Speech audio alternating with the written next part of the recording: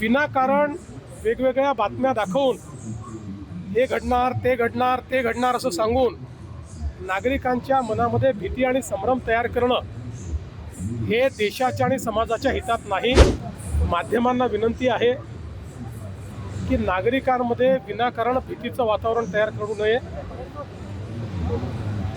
जे काही परिस्थिती आहे ती केंद्र सरकार हाताळते आहे, ती केंद्र सरकार सांगते आहे।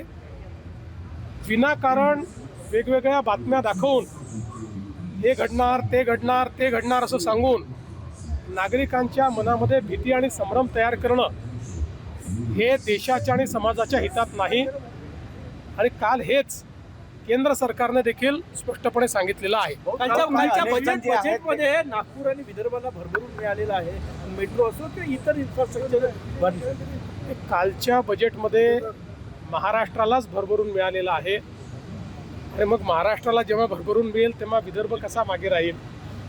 त्यामुळे विदर्भाला आणि महाराष्ट्राला, आणि मला असं वाटतं की अनेक गोष्टी असतील पण विदर्भाकरता सगळ्यात मोठा गेम चेंजरचा प्रकल्प हा वैनगंगा नळगंगा इरिगेशन प्रोजेक्ट, जो आत्तापर्यंतच्या आपल्या इतिहासातला सगळ्यात मोठा नदीजोड प्रकल्प आहे, त्याला आपण प्रशासकीय मान्यता देऊन काल बजेटमध्ये त्याची घोषणा केलेली आहे।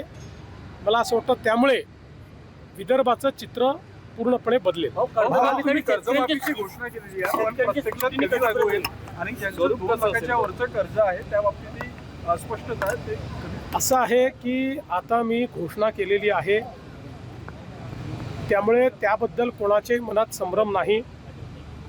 काही लोक वेगवेगळ्या गोष्टी पसरवण्याचा प्रयत्न करतात। कोणी म्हणतं राष्ट्रीयकृत बँकेची होणार नाही, कोणी म्हणतं जिल्हा बँकेची होणार नाही, कोणी म्हणतं या सोसायटीची होणार नाही, कोणी म्हणतं त्याची होणार नाही। आम्ही 2 लाखापर्यंत कुठलीही बँक असो, ज्यांना पीक कर्ज द्यायचा अधिकार आहे अशा कोणीही दिलेलं पीक कर्ज हे आम्ही त्या ठिकाणी माफ करणार आहोत। केवळ आमचा प्रयत्न हा आहे माफी शेतकऱ्याला द्यायची आहे, बँकेला नाही। त्यामुळे शेतकऱ्याला फायदा झाला पाहिजे याकरता त्याच्यावर आम्ही वर्किंग करतो आहोत। आम्ही यापूर्वीच सांगितलेलं आहे की 30 जूनच्या आधी आपण कर्जमाफी करणार आहोत। त्यामुळे आता बजेटमध्ये ती आली असल्यामुळे आता पुढच्या कारवाईला सुरू होईल। कमिटी याच्यावर काम करते, कमिटी बाकी सगळ्या गोष्टी या ठिकाणी सांगेल। एवढंच सांगतो, जुन्या कुठल्याही कर्जमाफीपेक्षा चांगली ही कर्जमाफी असेल। शेतकऱ्यांना याचा मोठा दिलासा मिळणार आहे। नवीन खरीप महाराष्ट्रातील सर्व बातम्यांचे विश्वासार्ह व्यासपीठ,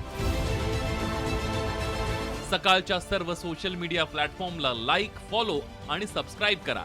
तसंच सर्व नोटिफिकेशनसाठी बेल आयकॉन प्रेस करायला विसरू नका।